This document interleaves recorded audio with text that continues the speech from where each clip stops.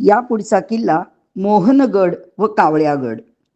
घाटात घाट वरंधा घाट असा एक धडा 9वीच्या मराठीच्या पाठ्यपुस्तकात आहे. माझ्या मुलाने तो मला दाखवला.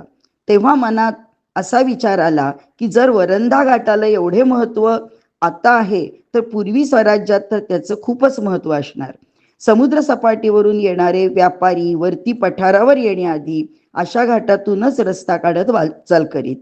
म्हणजे जर याच घाटावर नजर ठेवता आली तर व्यापारावर पण नियंत्रण ठेवता येईल. कदाचित याच उद्देशातून स्वराज्यात मोहनगड आणि कावळ्यागड होते.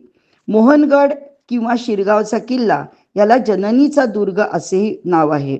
वरंधा घाटात शिरगाव बस स्टॉप येण्याआधी एक रस्ता खाली जातो, तशी रस्त्यावर पाटी पण आहे. तो घेऊन आम्ही पुढे गेलो. परत एक वळण येताच दुसरा माहिती फलक दर्शक फलक दिसला. तो मोहनगडकडे जाण्याचा मार्ग दाखवत होता.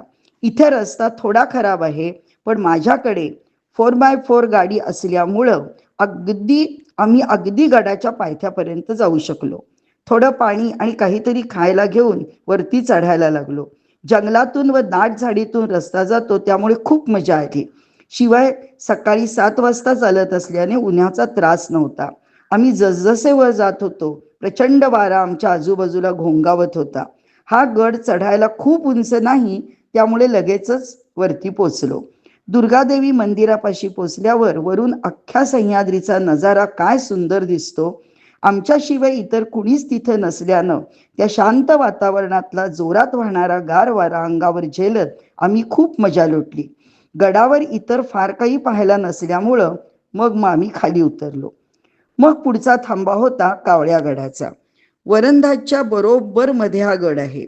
प्रवासी मंडळी जिथे माकडांच्या सानिध्यात चहा आणि वडापाव खातात तिथेच. जवळच गाडी लावून आम्ही गडाच्या बाजूने चालत निघालो. रस्ता खूपच घसरडा होता, पण दाट झाडी असल्यानं झाडांचा आधार घेत चालत होतो. 15 मिनिटात वरती पोचलो आणि सह्याद्रीच्या उंच आणि विशाल पर्वतरांगा दिसल्या. वरती एक बुरुज आहे, तिथे भगवा ध्वज फडकत होता. बाकी इतर बघायला काही नाहीये, पण आजूबाजूचे बलाढ्य सह्याद्री पर्वतरांगा बघून मात्र डोळ्याचं पारणं फिटतं. सरळ वळणाच्या माणसानं या आड वळणाच्या किल्ल्यांना नक्की भेट द्यावी.